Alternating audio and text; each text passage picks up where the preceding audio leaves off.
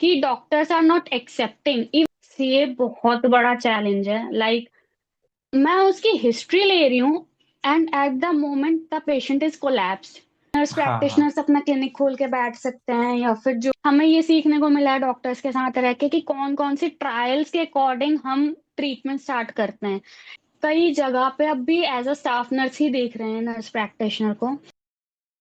Hello and welcome back to channel once guys. मेरा नाम है आशीष गायकवाड़ और स्वागत है आप सभी का फिर से एक बार हमारे इस चैनल पे। दोस्तों, आज का जो हमारा पॉडकास्ट काइंड ऑफ वीडियो होने वाला है एकदम बेहतरीन होने वाला है। अभी तक आपने कई बार सुना होगा इंडिया में नर्स प्रैक्टिशनर ये कोर्स आया है या फिर ये पोस्ट आने वाली है। इसके बारे में काफी हाइप हाइप हुई थी पिछले कुछ सालों में, पिछले कुछ दिनों में। और इसी रिलेटेड कई सारे कमेंट्स आपने मुझे हमारे लास्ट वीडियो में, जब हमने एनपीसीसी के बारे में वीडियो बनाया था, उस पर आपने कमेंट किए हैं।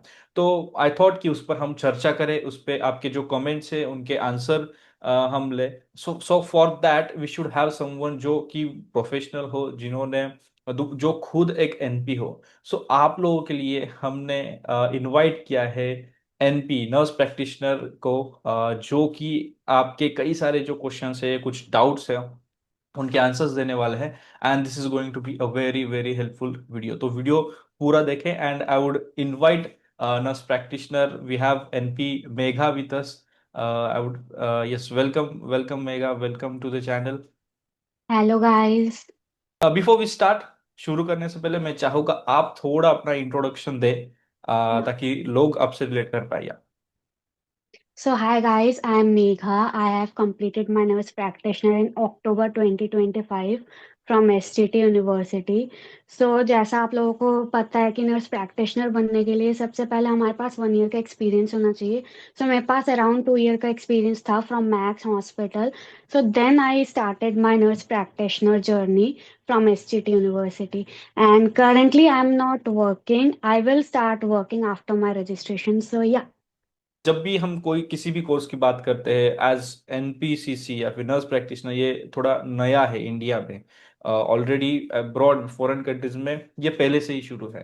तो अब जब भी हम बात करते हैं ना, कुछ ऐसा किसी ने किया नहीं है। मोस्टली हम we hmm. We choose things जिसके बारे में आपको पता हो या फिर किसी का एक्सपीरियंस हो, आपके भाई है, बहन है, फ्रेंड्स है, सीनियर्स है।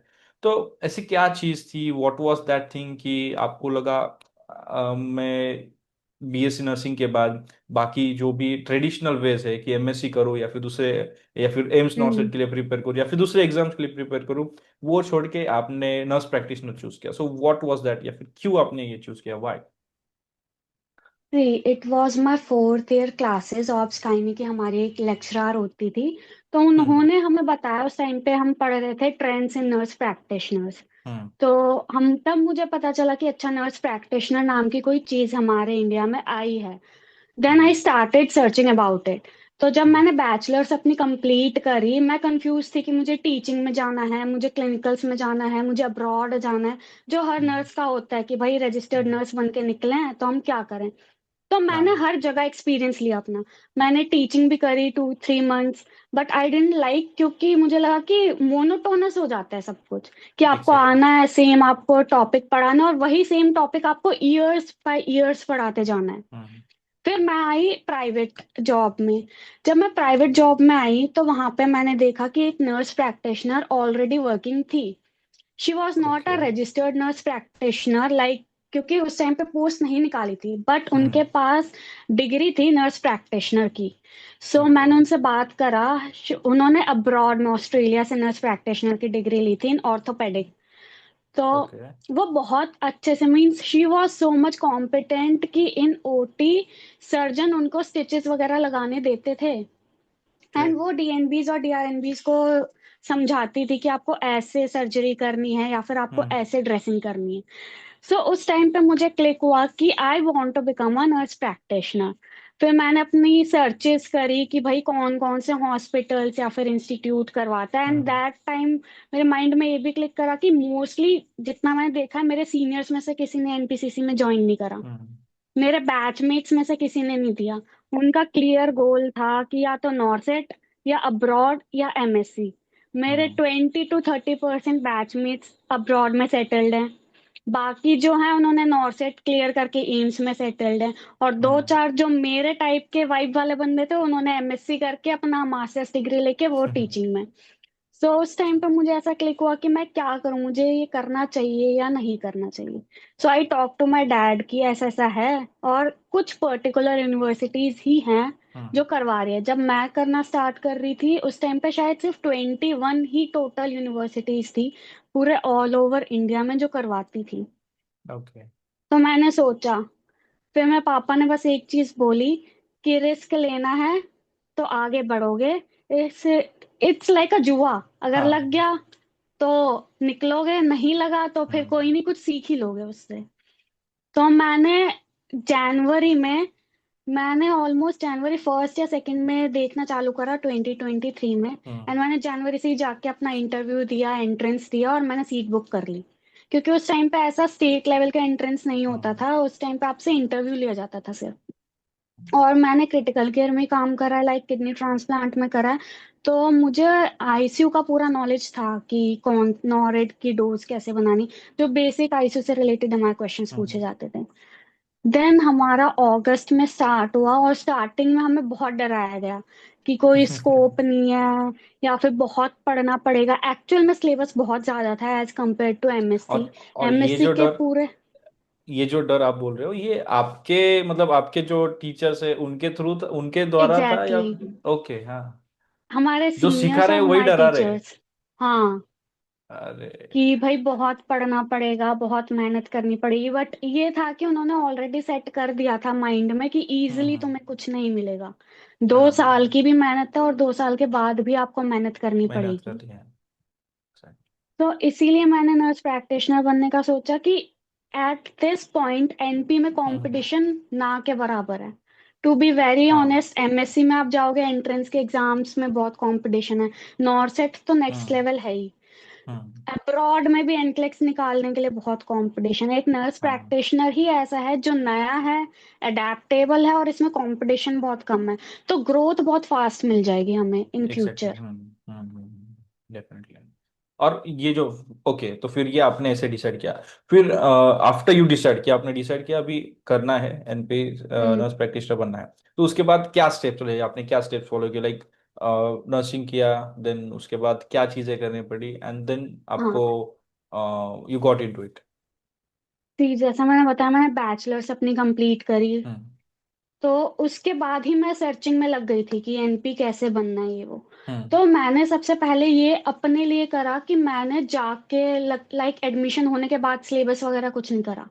मैंने एडमिशन से पहले ही आईएनसी की साइट पे अपलोडेड है नर्स प्रैक्टिशनर का सिलेबस। हाँ। मैंने हम्म। पूरा छान मारा कि भाई क्या हम्म। क्या है, एक एक चीज हम्म। पढ़ी कि कितने आवर्स के हमारे क्लिनिकल होंगे, कितने आवर्स की हमारी क्लासेस होंगी, एंड नोट्स कहाँ से मैं बना पाऊँ। क्योंकि कई बार हम्म। होता है कि नर्स प्रैक्टिशनर में वो टीचिंग दी ही नहीं जाती। इवन मेरे भी डीएम्स में बहुत बच्चे आते हैं कि मैम हमें ऐसा पढ़ाया नहीं जा रहा है, या फिर ऐसा नहीं हो रहा है। तो इसलिए मैंने खुद ही ना, पहले जिस टाइम पे मैं एक्सपीरियंस ले रही थी अपना कि साइड बाय साइड जॉब कर रही हूँ, बट उसी टाइम पे मेरे माइंड में क्लियर था कि प्राइवेट जॉब तो मुझे नहीं करनी है, लाइक स्टाफ नर्सिंग वाला हाँ। बहुत हेक्टिक होता है। तो मैं अपना नर्सिंग, नर्स प्रैक्टिशनर की पूरी सर्चेस करने लग गई। हॉस्पिटल में बैठ के, अगर हम, क्योंकि मैं सर्जिकल आईसीयू में थी, तो हाँ। एनेस्थीसिया जब डॉक्टर दे रहा है या फिर कोई ड्रेसिंग हो रही है, मैं उसी टाइम पे अपना वो बोलती थी कि sir can I do it. क्योंकि मोस्टली प्राइवेट हॉस्पिटल्स में नहीं होता था, तो नहीं मुझे होता। ये भी चेक करना था कि मैं कॉम्पिटेंट हूँ या नहीं हूँ। ऐसा भी होता है ओके। कि थ्योरी में बच्चा अच्छा होता है, क्लिनिकल में कई बार अच्छा नहीं होता। हम्म। तो मुझे अपना क्लिनिकल्स भी चेक करना था कि मेरे हाथ स्किल्स साफ है या नहीं है। क्योंकि cannula hmm. And A line वगैरह तो हर कोई कर लेता है। वो तो हम्म। इवन गवर्नमेंट, आप सेटअप में जाओगे, गार्ड एंड जीडीए भी कैनुला लगा लेते हैं हमसे अच्छा। बट बात थी ओवर ज्यादा प्रोसीजर्स की। फिर जब मैंने करा, अपना एक्सपीरियंस लिया 1 साल का। क्योंकि नर्स प्रैक्टिशनर में ये है कि आपको 1 साल का एक्सपीरियंस लेना ही है। जैसे अगर मैं को ओके। गायनी में करना है तो मुझे गायनी का 1 साल का एक्सपीरियंस होना चाहिए। अब मैंने क्रिटिकल केयर में करा है तो मुझे आईसीयू का 1 साल का एक्सपीरियंस होना चाहिए। जिसको इमरजेंसी एंड ट्रॉमा में करना है, they should have experience of emergency and hmm. Trauma.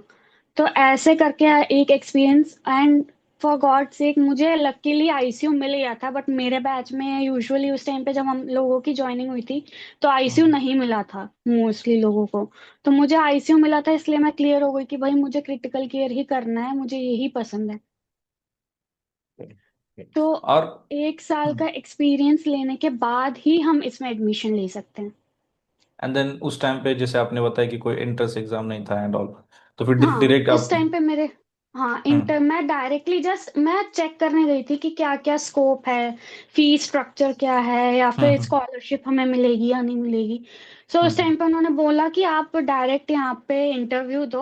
और इंटरव्यू मेरा 2-3 टीचरों ने मिलके लिया था।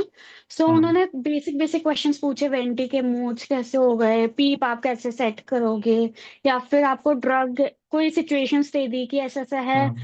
प्लस मेरे जो बैचलर के मार्क्स थे वो काफी अच्छे थे, तो उसके बेसिस पे भी मेरे को काफी अच्छा प्रमोशन टाइप उस टाइम पे मिल गया कि हाँ भाई हम्म। इस बच्ची को रख लेते हैं।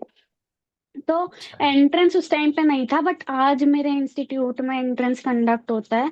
From last great. Year it started कि एंट्रेंस में आपको सिनेरियो बेस्ड क्वेश्चंस दिए जाएंगे हम्म। 25। फिर आपको उसमें नेगेटिव मार्किंग भी होती है, बट तो नॉर्मली जैसे सिनेरियो बेस्ड, पर ये है कि वो सिर्फ आईसीयू से रिलेटेड ही है। आईसीयू के ओके। बाहर आपसे कुछ नहीं पूछा जाएगा। ओके। सो अभी जो इंडिया में एनपीसीसी, हमने सुना है कि बाकी भी आने वाले हैं, लेकिन let's talk about what you have done. NPCC तो is hmm. It equal to ICU? मतलब एनपीसीसी अगर आप नर्स प्रैक्टिशनर बनते हो तो आपका काम आईसीयू में ही है, आईसीयू के बाहर आपको जाना ही नहीं है। एग्जैक्टली। एक और चीज इसके साथ मैं ऐड करूंगा, क्योंकि जब हमने सिलेबस पढ़ा था, जब ये चीज सामने आई थी 2015-16 में ड्राफ्ट किया गया था, देन 1920 में इसको आगे बढ़ाया, बैचेस स्टार्ट किए कॉलेजेस में, मतलब पायलट स्टडी काइंड ऑफ किया था कुछ कॉलेजेस, कुछ यूनिवर्सिटीज ने, not just hmm. College, universities. तो उसमें एक वर्ड काफी बार हाईलाइट किया गया था, tertiary care. Tertiary care, nurse practitioners का एग्जैक्टली। काम है टर्शियरी केयर। सो इस पर आप थोड़ा अगर like if you explain that, तो वो हेल्पफुल रहेगा। एक इसी चीज से बहुत रिगार्डिंग मिथ है कि नर्स प्रैक्टिशनर अपना क्लिनिक खोल सकते हैं या नहीं। हाँ हाँ। यहीं पे आके वो चीज रुक जाती है कि नर्स प्रैक्टिशनर के सिलेबस में बड़ा बड़ा लिखा है टर्शरी केयर। और हम्म। अगर टर्शरी केयर लिखा भी नहीं है, सो एक कॉमन सेंस है कि आईसीयूज हमेशा टर्शरी केयर में होता है, hmm. Emergency and trauma mostly tertiary care units में होता है, एंड गायनी भी टर्शरी केयर यूनिट्स में है। पीएचसी सीएचसी में भी है, बट मोस्ट ऑफ जो हम्म। एडवांस है वो टर्शरी केयर में। और जो हमारा क्लिनिक आता है वो प्राइमरी केयर के लिए आता है। हम्म। तो अगर आपने डिग्री ही टर्शरी केयर की ली है तो आप प्राइमरी केयर नहीं कर सकते। हम्म। तो इसी से क्लियर होता है कि जो टर्शरी केयर है हम उसी तक लिमिटेड हैं, और हमारे इवन अगर ड्रग्स प्रिस्क्रिप्शन की बात आए, प्रोसीजर्स ऑटोनॉमी की बात है, उन सब में पर्टिकुलर लिखा हुआ है कि भाई टर्शरी केयर के लिए ही ये सब हो सकता है। आप सीवीसी नहीं डाल सकते अपने हम्म। क्लिनिक्स में, तो फिर क्लिनिक खोलने का कोई मतलब ही नहीं मतलब ही बनता है। नहीं। एग्जैक्टली। तो तो ये बहुत ये बड़ा मिथ है कि नर्स हाँ हाँ। प्रैक्टिशनर्स अपना क्लिनिक खोल के बैठ सकते हैं या फिर जो भी यस है, बट यस ऐसा यस। नहीं है। आपका रजिस्ट्रेशन कैंसिल हो सकता है, आपकी डिग्री आपसे छीनी जा सकती है। Let's talk about NPCC. ये कोर्स के बारे में बात करते हैं कि एज यू सेड 2 साल का कोर्स है। और इसमें क्या रहेगा आपको, क्या सब्जेक्ट्स रहते हैं, सिलेबस क्या रहता है, फीस क्या रहती है, थोड़ा एक ओवरव्यू अगर आप दो तो हम्म। और बेटर रहेगा और बेहतर रहेगा समझने में, अगर कोई like if someone is planning कि ये करे एंड ऑल। एग्जैक्टली। तो हाँ, आप वो थोड़ा ओवरव्यू दे दीजिए तो प्लीज। मैं सबसे पहले फी स्ट्रक्चर से बात करती हूँ। देखो हम्म। फी स्ट्रक्चर हमारा 4 लाख to 6 लाख डिपेंड करता है, क्योंकि गवर्नमेंट इंस्टीट्यूट्स में ज्यादा है नहीं। तो मेरे को भी आइडिया नहीं था उस टाइम पे कि पीजीआई में भी हो रहा है, पीजीआई रोहतक में जो हम्म। है नर्स प्रैक्टिशनर चल रहा है, बट उसमें भी फीस लग रही है, like it's not free of cost, उसमें भी वन हम्म। लाख या कुछ आपको एनुअली देना है और वो मिल जाएगा। बट अगर आप फीस 4 to 5 lakhs दे रहे हो तो आपको इसमें स्कॉलरशिप भी मिलती है। अब वो ओके। डिपेंड करता है कि आपका कैटेगरी के हिसाब से भी स्कॉलरशिप होती हम्म। है, लाइक एससी एसटी को मिलती है। प्लस आपके एंट्रेंस के हिसाब से भी मिलता है और मेरिट बेसिस के भी हिसाब से हम्म। मिलता है। लाइक मेरा मेरिट था, मेरे को 81 पॉइंट समथिंग परसेंट थे बैचलर्स में, तो मुझे 50% की स्कॉलरशिप मिल गई। तो जो फीस ग्रेट। मेरी 4 लाख की थी वो मुझे around 2 two lakh. To 2.5 lakhs की पड़ी थी। तो ये आप कर सकते हो कि आप स्कॉलरशिप अवेल कर सकते हो।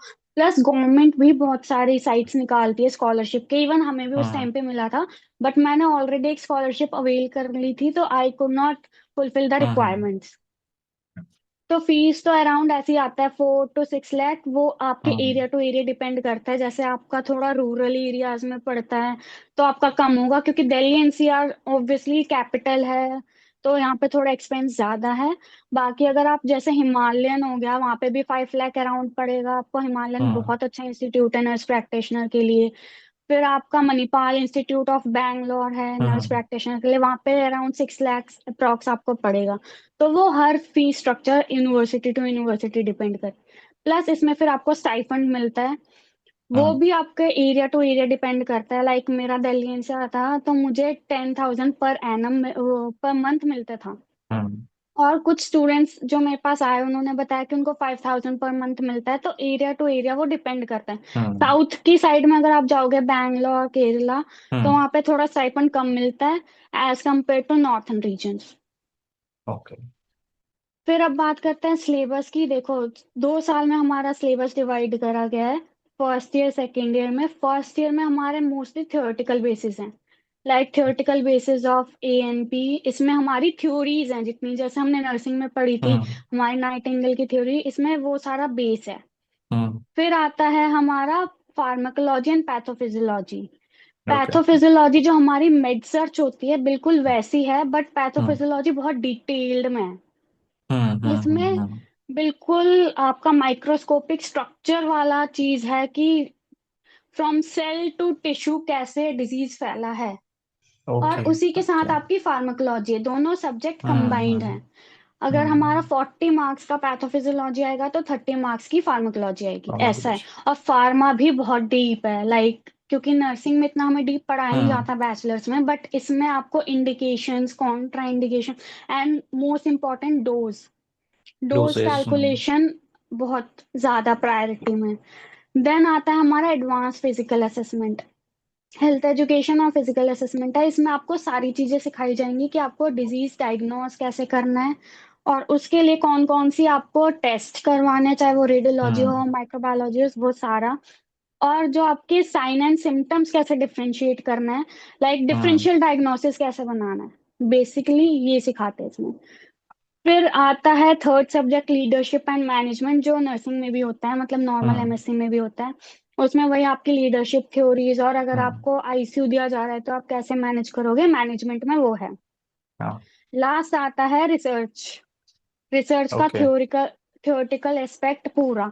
एंड एक ये भी मिथ बहुत ज्यादा चलता है कि नर्स प्रैक्टिशनर में रिसर्च नहीं करनी पड़ती है। गाइस, इसमें भी रिसर्च करनी पड़ती है। एंड MSc में आप टीचिंग वाली रिसर्च करके खत्म कर सकते हम्म। हो। नर्स प्रैक्टिशनर में आपको पेशेंट के एक्चुअल। ऊपर ही रिसर्च करनी है, हाँ। तो वो काफी टफ आ जाता है। फर्स्ट ईयर में हमारे ये सब्जेक्ट्स हैं। सेकेंड ईयर में आता है पूरा core subjects, like critical hmm care ही है। अगर क्रिटिकल केयर है मेरा, तो क्रिटिकल केयर नर्सिंग 1 एंड 2 है। उसमें सारे क्रिटिकल केयर से रिलेटेड डिजीज कंडीशंस हैं। Disease okay. कंडीशंस है, पैथोफिजियोलॉजी है, और उनका मैनेजमेंट है। एक है हमारा fundamental of nursing, hmm. Like जैसे फाउंडेशन ऑफ क्रिटिकल केयर है हमारे में, फाउंडेशंस होता था जैसे फर्स्ट ईयर में हाँ। BSc में, वैसे इसमें फाउंडेशन ऑफ क्रिटिकल केयर है कि क्रिटिकल केयर में डाइट प्लानिंग कैसे करनी है, या फिर हम्म पेन, उसका मेन हम्म टॉपिक है पेन। ICU में पेन है तो पेन की थेरेपीज कौन कौन से टाइप्स की है, कौन कौन से टाइप्स के थ्योरीज हैं, पेन को कैसे हम कम कर सकते हैं, इन सबसे चीज रिलेटेड सारी चीजें हैं सेकेंड ईयर में। प्लस सेकेंड ईयर में आपका आता है रिसर्च का प्रैक्टिकल। जो आपने थ्योरी पढ़ी है उससे रिलेटेड आपको प्रैक्टिकल करके दिखाना है। ओके। डिसर्टेशन एंड वाइवा सब इसी में आएगा। और फर्स्ट ईयर में एक प्रैक्टिकल होता है बस, health education and physical assessment का, जो कि हमें वहाँ पे या तो लाइव पेशेंट पे हमें पूरा असेसमेंट करके दिखाना है, head to toe. Hmm particular अलग अलग आपको सिस्टम्स मिल जाते हैं, या फिर आपको जैसे पर्टिकुलर डिजीज कंडीशन के लिए बता दिया जाएगा, वो सिम्टम्स दिखाएंगे। हम्म हमारा जैसे काफी हाईटेक हुआ था, लाइक हमारा सिमुलेशन लैब है। STT में ओके। एशिया का सबसे बड़ा सिमुलेशन लैब है, तो हमें वहां पे जाके ही अपना प्रैक्टिकल करके दिखाना पड़ा था। तो वो ओके। डमीज में एक्चुअल में आपके लंग साउंड्स आते हैं, तो आपको वो हाँ। सुन के आइडेंटिफाई करके देना है कि कौन सा लंग साउंड है, या फिर अलग अलग साइन एंड सिम्टम्स वो दिखा रहे हैं तो फिर उससे आपको डायग्नोज बना के दिखाना है कि कौन सा डायग्नोज है। ओके। प्लस हमारा जो पूरी ट्रेनिंग रही है वो मेदांता हॉस्पिटल में रही है। तो हम्म। उससे पहले भी जो हमारा पूरा प्रैक्टिकल होता है वो ऑन पेशेंट पे ही होता है, डमीज पे नहीं होता है। हम्म। पर सेकेंड ईयर में जो आपके प्रैक्टिकल होंगे वो तीनों सब्जेक्ट्स के हैं, फाउंडेशंस के भी हैं, critical care nursing 1 and critical care nursing 2। तो। अब लोग पूछते हैं कि सीसीएन 1 एंड सीसीएन 2 में डिफरेंस क्या है। जो हम्म। हमारे आधे, जो मेन हमारे वाइटल ऑर्गन्स के सिस्टम्स हैं, लाइक रेस्पिरेटरी हो गया, कार्डियो हो गया, न्यूरो हो गया, वो सीसीएन 1 में है। हम्म। सीसीएन 2 में मोस्टली हमारा एनेस्थीसिया है, ऑप्थेल है, गायनी है, ये सब है। तो ओके। यही हमारे टोटल 8 सब्जेक्ट्स हम कहते हैं जो क्रिटिकल केयर नर्स प्रैक्टिशनर में हम्म। है। ओके। सो बेसिकली जो PG course, ideal PG course होता है, उसी तरह से हाँ, एनपीसीसी वैसे एक ही है। पीजी पीजी कोर्स है, राइट? तो हम्म। अब इससे क्या है कि कुछ लोगों का ये भी कंफ्यूजन है कि चलो एमएससी नर्सिंग और एनपीसीसी, तो एक्चुअल डिफरेंस है क्या है इसमें? डिफरेंस चलो क्या इसमें है?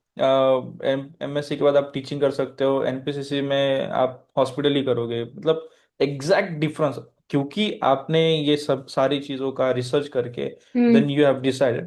तो आप आई मुझे लगता है you are the best person to tell this, so yes please, क्या डिफरेंस है इसमें, आप तो बताइए। यार देखो, सबसे मेन डिफरेंस है, जो एमएससी है वो अकेडमिशियंस के लिए है, हम्म। जो एनपीसीसी है वो क्लिनिशियंस के लिए है। आपको पहले ही क्लियर रखना है कि अगर आपको टीचिंग में जाना है, आपको लेक्चरर बनना हम्म। है, तो आपको एमएससी करनी है। हम्म। अगर आपको क्लिनिकल साइड पसंद है फिर आपको मास्टर्स करनी है उसमें। लोग हम्म। मोस्टली क्या करते हैं, बीएससी के बाद फिर एमबीए कर लेते हैं ताकि वो हम्म। हॉस्पिटल में रहे और उनको क्लिनिकल मिले, क्योंकि क्लिनिकल। सबको पता है टीचिंग हम्म। से ज्यादा क्लिनिकल में पैसा है। हाँ। बट अगर आपको क्लिनिकल से जुड़े रहना है तो आपको एनपीसीसी हम्म। करनी चाहिए। और एमएससी और ओके। एनपीसीसी का एक डिफरेंस ये भी है कि उसमें सारा ही कंटेंट जो है वो टीचिंग का ही है। जैसे हमारा ट्रेनिंग होता हाँ। है कि हमें जाके पेशेंट से बात करनी है, उसमें हमें हम्म। पेशेंट पे सब कुछ करना है। हम्म। उनका सब कुछ टीचिंग से ही रिलेटेड है। वो टीचिंग देंगे, वो पेशेंट के पास भी आके टीचिंग ही देंगे। वो आके ये ओके। नहीं कर सकते कि हाँ भाई हम ए लाइन डाल दें या फिर सीवीपी डाल दें। प्लस हम्म। सेकंड आता है ऑटोनॉमी। अगर आप हम्म। एमएससी करके जा रहे हो हॉस्पिटल में काम करने के लिए, चाहे वो आप फिर एज अ स्टाफ नर्स जाओ या फिर आप एजुकेटर जाओ, आपको वो हम्म। ऑटोनॉमी नहीं मिलेगी जो आपको नर्स प्रैक्टिशनर में मिल जाएगी। ओके। तो ये दो बहुत बड़े डिफरेंस हैं। तो आपको माइंड में क्लियर करके रखना है कि अगर आपको टीचिंग पसंद है, और एमएससी में एक ये भी फायदा है कि आपको नाइट शिफ्ट्स नहीं मिलेंगी या फिर आपको 24 आवर्स की शिफ्ट्स नहीं मिलेगी। बट एनपीसीसी में आपको 24 आवर्स की शिफ्ट मिल सकती है, 48 आवर्स की शिफ्ट मिल सकती है, नाइट शिफ्ट तो है ही है। तो ओके। ये भी एक बहुत बड़ा डिफरेंस है कि लड़कियां ज्यादा एमएससी की साइड जाती है as compared to NPCC. So okay, तो एमएससी नर्सिंग में जैसे आपने भी कहा प्रैक्टिकल्स, और ये बेसिकली एमएससी नर्सिंग में मोस्टली टीचिंग के रिलेटेड कंटेंट रहता हम्म। है, और एनपीसीसी में इट्स मोर अबाउट प्रैक्टिस। तो जैसे बीएससी, हम जब ग्रेजुएशन कर रहे हैं, बीएससी नर्सिंग करते हैं, उस टाइम पे हमें पोस्टिंग्स होती है। तो वो पोस्टिंग्स एनपीसीसी में वो कैसे होता है, लाइक टाइम होता है या फिर हाउ हाउ इट, हाँ, मतलब ये कैसे चलता है? लाइक हमारे जो पोस्टिंग होते हैं ना वो area to area already divided है हमारे करिकुलम में। Like okay. आपको 6 वीक्स एनआईसीयू में रहना है, 6 वीक्स हम्म। आपको सीसीयू में रहना है। और ये पोस्टिंग हमारे बीएससी की तरह नहीं होती कि हम्म। बीएससी में आप गए, इतने से इतना टाइम है, फिर आके आपने हम्म। क्लास अटेंड कर ली, नहीं। हाँ। इसमें मॉर्निंग टू इवनिंग आपको आईसीयू में ही रहना है। जो बचा कुचा टाइम मिलता है कि 1 to 2 लंच होता है, उसी टाइम पे हम्म। आपकी क्लासेस होगी और आईसीयू के अंदर ही होगी, आपके लिए अलग से ओके। क्लासरूम नहीं बिठाया जाएगा। पेशेंट के सामने ही आपको मोस्टली चीजें सिखाई जाती हैं। जितना भी हमारा ओके। हेल्थ असेसमेंट वाला सब्जेक्ट है वो पूरा ही आपको पेशेंट पे सिखाया जाएगा।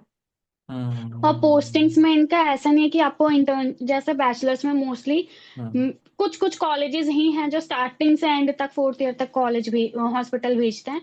वरना हम्म। मोस्टली वो 6 महीने की इंटर्नशिप वाले टाइम पे ही भेजते हैं। हम्म। बट नर्स प्रैक्टिशनर में आपको 1 हफ्ता नहीं जाएगा इंडक्शन का, उसके बाद से आपको हॉस्पिटल भेजना स्टार्ट कर देंगे वो। ओके। और ऐसा भी नहीं है कि आपको बैचलर्स में जैसे जाके सिर्फ वाइटल्स ले लिए और काम खत्म। इसमें आपको अगर ऑटोनॉमी प्रॉपर। सीखनी है तो खुद से कूदना पड़ेगा वहां पे प्रॉपर। और मुझे एक ये डाउट भी था बहुत बच्चों को में से कि मैम हम्म। हमसे तो स्टाफ नर्सिंग वाला ही काम कराया जा रहा है अब भी एज अ हाँ। एनपी में एडमिशन लेने के बाद। तो ये भी बहुत चीज आती है कि कई जगह पे अब भी एज अ स्टाफ नर्स ही देख रहे हैं नर्स प्रैक्टिशनर को। बट हमारे कॉलेज में ये था कि हम जाते थे मॉर्निंग 8 to 4:30 का हमारा ड्यूटी टाइमिंग होता था। हम्म। 8 बजे जो हमारे मॉर्निंग राउंड्स होते थे आईसीयू कंसल्टेंट के, हम हम्म। आईसीयू कंसल्टेंट के साथ ही होते थे। स्टार्टिंग के 2 महीने हमें एज अ स्टाफ नर्सिंग के लिए करवाया ताकि कुछ बच्चे हम्म। होते हैं कि भाई वो नाम के लिए अपना एक्सपीरियंस कहीं से भी फेक बनवा के रख देते हैं, हम्म। बट उनको पेशेंट सीरियस वाले या क्रिटिकल वाले हैंडल करने नहीं आते हैं। सो उसको डील करने के लिए हाँ हमें भी स्टार्टिंग के 2-3 महीने एज अ स्टाफिंग करवाई थी। बट ऐसा भी नहीं कि भाई पूरा ही स्टाफ, हमारे साथ स्टाफ रहता था, हम्म। नोट्स उसके नाम पे डलते थे बट काम हम करते थे, ऐसा ओके। था। बट आफ्टर 3 मंथ्स फिर हमें कंसल्टेंट के साथ ही टाई अप कर दिया गया है। दो हम्म। बच्चे एक कंसल्टेंट के साथ रहते थे, तो जो हम्म। स्टार्टिंग के राउंड्स होते थे मॉर्निंग के, मॉर्निंग में राउंड में कौन से पेशेंट में क्या इम्प्रूवमेंट मिली या फिर कौन सी मेडिसिन हमने क्यों चेंज करी, हम्म। वो सारा कंसल्टेंट हमें बताते थे कि देखो इस एक्सरे में हमें ये देखने को मिला है इसलिए हमने ये एंटीबायोटिक चेंज करी है, इसके कल्चर में ये आया है तो ये एंटीबायोटिक हम रोक रहे हैं। हम्म। ऐसी होती थी। फिर मॉर्निंग राउंड्स के बाद इतने हमारे प्रोसीजर्स डिसाइड हो गए कि हाँ इसकी सीवीसीआर चेंज करनी है, इस पेशेंट को एक्सट्यूबेट करना है। फिर हम 10:30 to 11 वो करना स्टार्ट करते थे। फिर हमारा होता था 3 to 4 या फिर 2 to 3 की क्लासेस होती थी। और वो भी हम लकी थे कि हमें डॉक्टर्स के साथ क्लासेस में बैठने को मिला। हमें ये सीखने को मिला डॉक्टर्स के साथ रह के कि कौन कौन सी ट्रायल्स के अकॉर्डिंग हम ट्रीटमेंट स्टार्ट करते हैं। और ऐसा नहीं कि हमने एज अ स्टूडेंट सिर्फ जैसे बैचलर्स में आते थे हम्म। पोस्टिंग में अपना घूमे फिरे और चले गए। अगर इमरजेंसी से पेशेंट आ रहा है तो वो खुला हमें छोड़ देते थे कि तुम इनिशियल असेसमेंट करके बताओ तुम्हें क्या क्या मिला है, उसके अकॉर्डिंग हम फिर टेस्ट इसके प्रेस्क्राइब करेंगे। तो इस ओके। वजह से जो ऑटोनॉमी तब मिली है ना कि बेशक हमारा गलत हो सही हो, बट एटलीस्ट हमें आइडिया हो गया कि हाँ हमें हम्म। पेशेंट कैसे इंस्पेक्ट करना है। हाँ। ओके। सो मतलब अभी जो मैं समझ पा रहा हूँ, MSc is different. MSc nursing is totally different, मतलब है ही नहीं, वो पूरा बाजू में है, उसको साइड ही कर देते। हाँ। ये फ्रेम में ही नहीं है, क्योंकि वो टीचिंग एंड ऑल वो साइड का है। नर्स प्रैक्टिशनर को मैं अभी इस नजरिए से या फिर ऐसा कुछ में दिख रहा है मेरे सामने कि जो पीजीज करते हैं आफ्टर एमबीबीएस, राइट, एमबीबीएस के बाद जिस तरह से उनको सिखाया जाता है कि मोस्टली उनके सारे प्रैक्टिकल्स वगैरह, मतलब जो हम्म। लेक्चर्स है या फिर जो भी टीचिंग है, जो लर्निंग है उनकी, वो सारी पेशेंट के सामने, वो एग्जैक्टली। मतलब ग्राउंड पे रहता है। तो सेम हम्म। उसी तरह से कुछ चीज एनपीसीसी या फिर नर्स प्रैक्टिशनर्स के साथ हो रही है, and that is very good thing.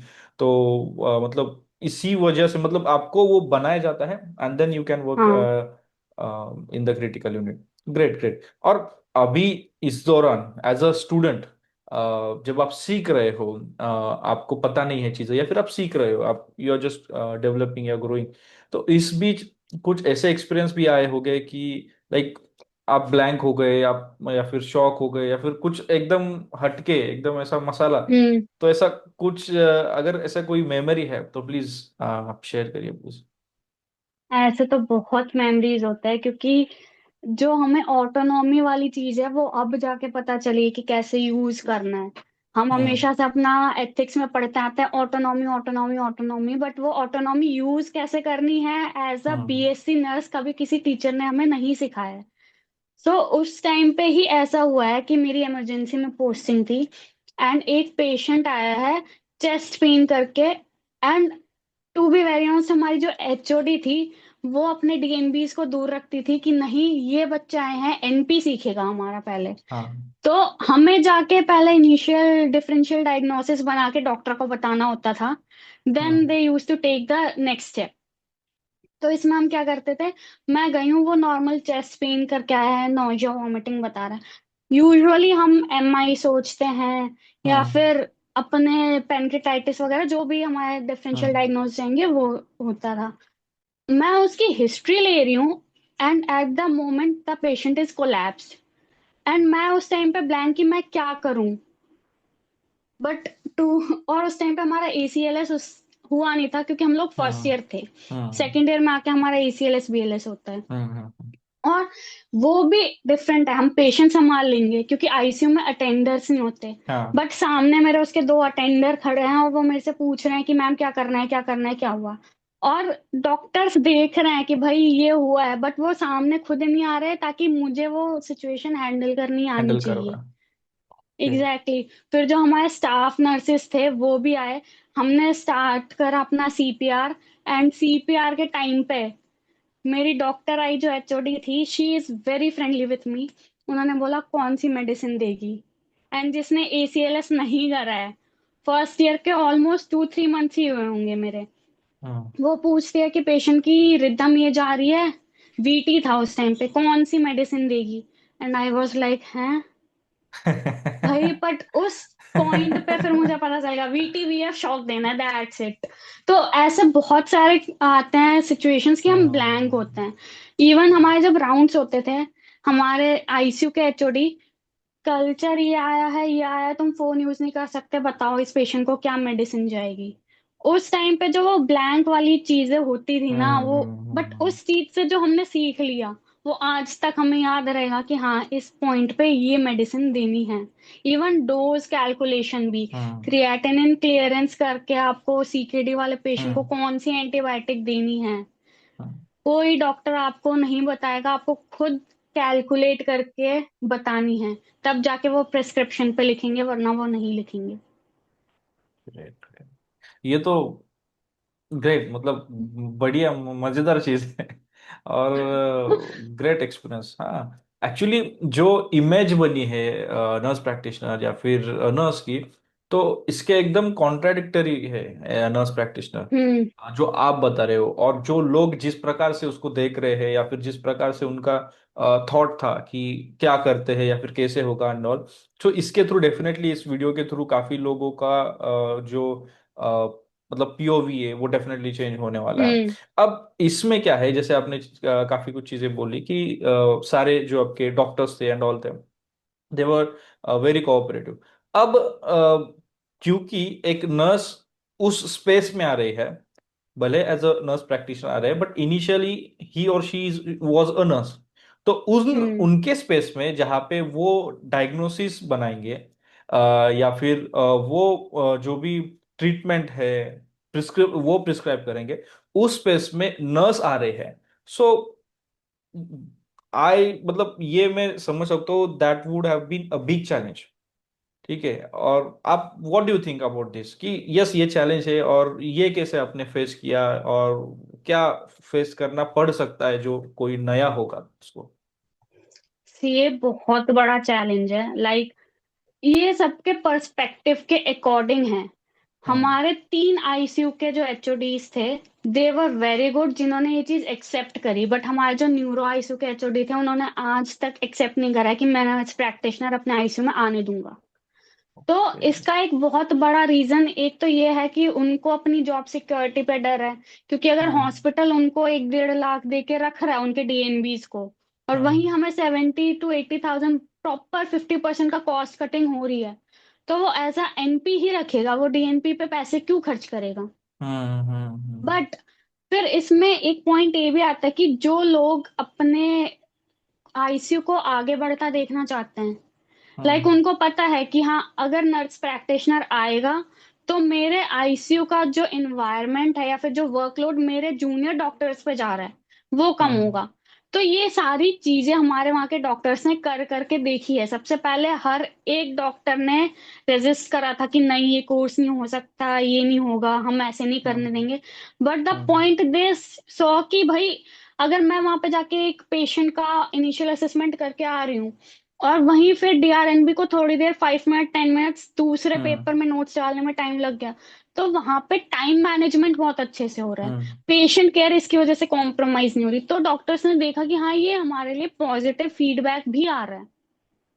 And to be very honest, mostly जगह पे नर्स प्रैक्टिशनर ने अपनी कॉम्पिटेंसी प्रूव ही नहीं करी है कि हम्म डॉक्टर्स उनको आने देंगे हम्म आगे। इवन मोस्टली जगह यही हुआ है कि एनपी बस कोर्स खोल दिया, उनको ट्रेनिंग नहीं दी जा रही है, हम्म उनको वो टीचिंग भी नहीं दी जा रही कि हाँ तुम्हें ये पर्टिकुलर चीज देख के डिफरेंशियल डायग्नोसिस बनाना है। तो उनको पता ही नहीं है कि भाई डायग्नोस कैसे करना है। इस वजह से हम्म एक माइंडसेट बना हुआ है कि एनपी बस ऐसे ही है स्टाफ नर्सिंग की तरह जैसे नॉर्मली चल रहा है। तो ये बहुत बड़ा चैलेंज अब भी फेस करते हैं हम कई जगह, कि doctors are not accepting even. Hmm बात सिर्फ डॉक्टर्स की नहीं है, कई सीनियर नर्सेज भी हैं जो एक्सेप्ट नहीं करते हैं। हम्म। इवन मैं जिस आईसीयू में थी, हमारे आईएनसी का इंस्पेक्शन हुआ था। हाँ। आईएनसी के लोगों ने आके पूछा, वहां पे हमारे एचओडीज थे, हमारे कंसल्टेंट्स थे, आईसीयू के अंदर आए वो, उन्होंने डॉक्टर से पूछा कि इनके आने के बाद से कोई हेल्प मिली है आपको, या फिर पेशेंट केयर आपका हम्म डेवलप हुआ है या नहीं। डॉक्टर्स ने बोला हाँ हमारे डॉक्टर्स को बहुत हेल्प हुई है, इवन इन लोगों की वजह से इन्फेक्शन कंट्रोल काफी कम हुआ है। हम्म बट उसी सेम कॉन्ट्रास्ट में जो हमारे आईसीयू की इंचार्ज थी, नर्सिंग इंचार्ज, उन्होंने बोला कि इनकी वजह से सिर्फ डॉक्टर्स को हेल्प होती है, नर्सेस की कोई हेल्प नहीं होती।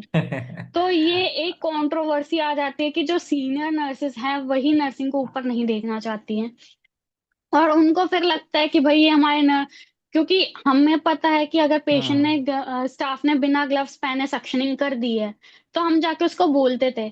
यहाँ फिर इंचार्ज को होता था कि तुम मेरे स्टाफ को क्यों बोल रहे हो जब तुम खुद स्टाफ हो। तो ये वाला एक चैलेंज बहुत नर्स प्रैक्टिशनर को, एंड आई एम श्योर ये हर जगह पूरे इंडिया में हम्म होगा, कि उनको फेस करना पड़ता है, या तो डॉक्टर्स की साइड से।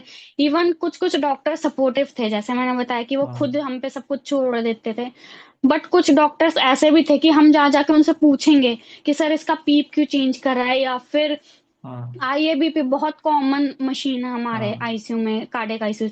बट हम एज अ स्टार्टिंग जब हम गए थे, मुझे नहीं पता था कि आईएबीपी क्या होता है, या हम्म फिर उसका प्रिंसिपल कैसा है, कैसे क्या कर, वो बताते ही नहीं थे कि नहीं नहीं क्या करोगे तुम लोग जान के, ये डॉक्टर का काम है।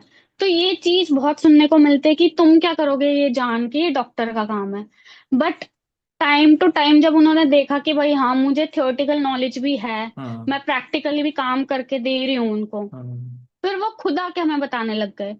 तो ये चैलेंज स्टार्टिंग में सबको फेस करना है, सबको मिलेगा, बट ये है कि आप अपनी कॉम्पिटेंसी शो करो कि that you are equally well trained, तो आपको वो हम्म। खुद आके बताएंगे, एक पॉइंट ऐसा भी आएगा। डेफिनेटली डेफिनेटली ये तो सबको करना है। एंड हाँ, एक हम्म। चीज जो आपने बोली कि you need to prove your competency, and आपको वो करना है तो ही मिलेगा। और एक जो इशू आपने बोला कि सीनियर नर्सेस एक्चुअली वो वहीं पे है। जब मुझे ऐसे भी ऐसे लगता है कि जब कोई नया कोर्स शुरू करते हैं तो सिर्फ लॉन्च कर दिया कोर्स, फिर एडमिशन हम्म। शुरू हो गए, उसका थोड़ा ओरिएंटेशन भी देना चाहिए। मेड भी हाँ। मेडिकल फील्ड्स के, मतलब जो भी हमारे प्रैक्टिशनर्स है, डॉक्टर्स है, उनको हो, नर्सेस हो, हॉस्पिटल्स में अगर वो प्रॉपर ओरिएंटेशन दिया जाए ना, तो जो एग्जैक्टली। डिफिकल्टीज, जो प्रॉब्लम्स बीच में आते हैं कि रोक करना, टोकना, या फिर वो काइंड ऑफ हम्म। जेलसी आती है, अभी अभी नई बच्ची हम्म। आई है, हमने 20 एग्जैक्टली। 25 साल से हम ये कर रहे हैं और ये मुझे सिखाएगी, ये होता है। हम्म। सो प्रॉपर ओरिएंटेशन अगर होगा तो शायद मुझे लगता है कि ये चीज ना फेस करें। So hope we just hope कि इस वीडियो के थ्रू एंड जो अवेयरनेस आप भी क्रिएट कर रहे हो उसके थ्रू डेफिनेटली वो चेंज आएगा, and will keep on doing this. अगर आप आईसीयू में हो और एक कोई पेशेंट आता है, बस मतलब क्या रोल रहेगा एज एन एनपी, आपका क्या रोल रहेगा रिगार्डिंग द पेशेंट?